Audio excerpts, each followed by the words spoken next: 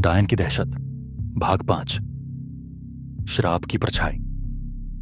गांव में अब शांति लौट आई थी।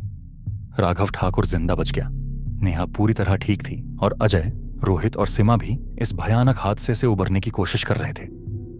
लेकिन हवेली के उस टूटे हुए शीशे में जो परछाई दिखी थी, उसने सबको यह सोचने पर मजबूर कर दिया, क्या सच में निशा की आत्मा खत्म हो चुकी थी?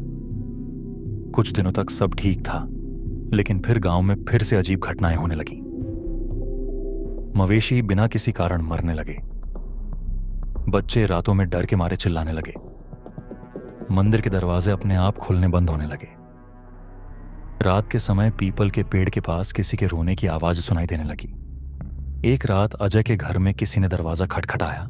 जब उसने दरवाजा खोला तो कोई नहीं था, लेकिन जमीन पर एक पुराना तांत्रिक ताबीज रखा था, उसी ताबीज की तरह जो उन्होंने निशा की आत्मा को खत्म करने के लिए इस्तेमाल किया था। पुजारी ने जब ताबीज देखा तो उनका चेहरा पीला पड़ गया। ये तो निशा का नहीं है। मतलब, रोहित घबराकर बोला, जिस आत्मा से हमने छुटकारा पाया था वह सिर्फ एक माध्यम थी, असली श्राप किसी और का था।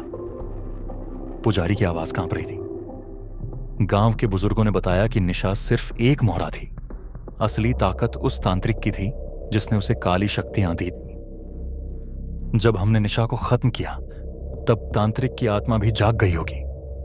अब डर और भी बड़ा था। निशा से तो किसी तरह लड़ाई जीत ली गई थी, लेकिन अगर असली तांत्रिक आत्मा लौट आई थी तो उसका सामना कौन करेगा? उसी रात ठाकुर हवेली से एक दर्दनाक चीख आई। गांव वाले दौड़कर वहां पहुंचे, लेकिन अंदर जो उन्होंने देखा उससे सबकी रूह कांप गई। राघव ठाकुर की लाश छत से उल्टी लटकी हुई थी और उसके शरीर पर किसी ने नाखूनों से गहरे घाव बना दिए थे। उसके खून से दीवार पर लिखा था, मैं लौट आया हूं, अब कोई नहीं बचेगा। गांव के लोग डर के मारे कांप रहे थे।